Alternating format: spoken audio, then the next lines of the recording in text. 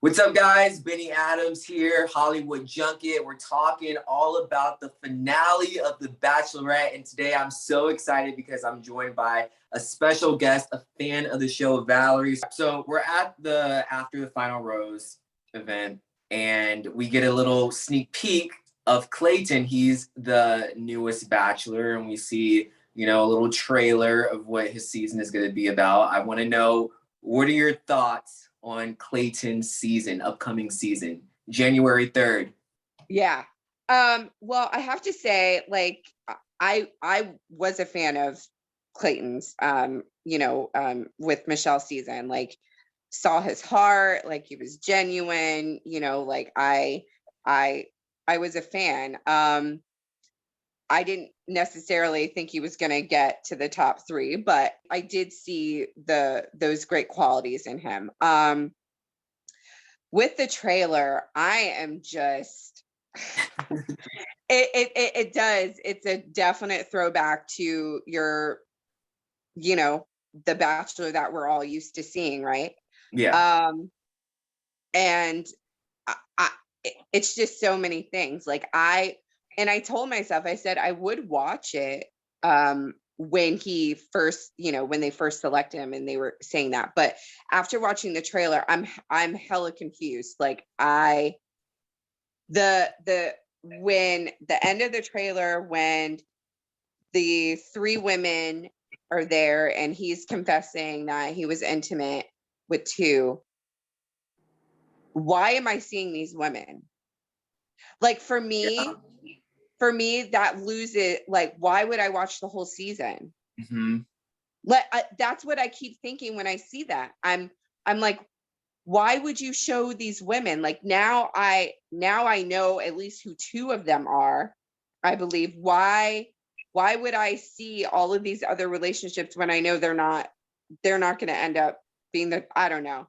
Right. It just is a turnoff to me completely. No, you make a very valid point, because when the season does come on, we have these intense rose ceremonies, and we have the 2 of the girl. What if it's one of the girls that we saw in the trailer against another girl?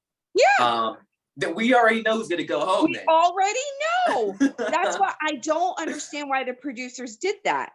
I understand for shock value and for drama for him to say I was intimate, but why are you showing the women's faces? Why are you doing that? Because for me, for the kind of viewer I am, that spoils it. Mm-hmm. That spoils, the anticipation up to those final episodes with who are the top 3? Who is he going to choose for fantasy suites? Yeah. It makes no sense to me. But you never know when it comes to editing, because nothing is what it seems. Mm-hmm. So I want to ask you, when it comes to all of this editing for these shows, do you think that, there's a possibility that, he could not even pick anyone? Yeah, I mean, it definitely could be that. I just was completely thrown off with the trailer and them really focusing on a few specific women. They should be careful with that, because it turns me off with watching the whole season. Right. So it's people will think that that's with women, and then it feels like a big spoiler. And then why would somebody want to watch the whole season? Mm-hmm. What did you think? And I forgot to mention this. What did you think about the mean tweets that they read? I thought it was hilarious. Yeah. I mean, I could relate to some of the mean tweets. It kind of, I wasn't mad at some of those tweets. And you know what? I'm glad they showed the tweets. I'm glad they, it's kind of I don't want to say owning up to anything, but I'm glad they're not hiding away from anything, and they're showing, what some people's real thoughts are. And I can't not respect that, Right. And especially the tweet about Rodney. I would rather see Rodney, because, like we mentioned, it's almost I kind of feel with the Bachelor franchise, they're thinking okay, we gave you diversity. we gave you, we gave you what y'all wanted to see. Now let's go back to like what, Yeah. what it is it kind of feels that way. Yeah. Because we had Matt, now we had Michelle. It's like, what is it? It's like, okay, we can't do, we can't do two people of color back to back. That's just crazy. We But gotta, like, why though? Like, why? we gotta add we gotta add the vanilla back in. We gotta do it.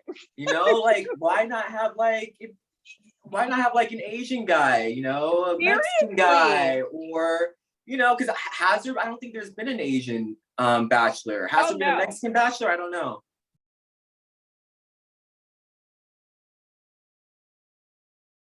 I also want to talk about, potential Bachelor seasons after Clayton. So I know with the Bachelorette, they were 2 back-to-back seasons.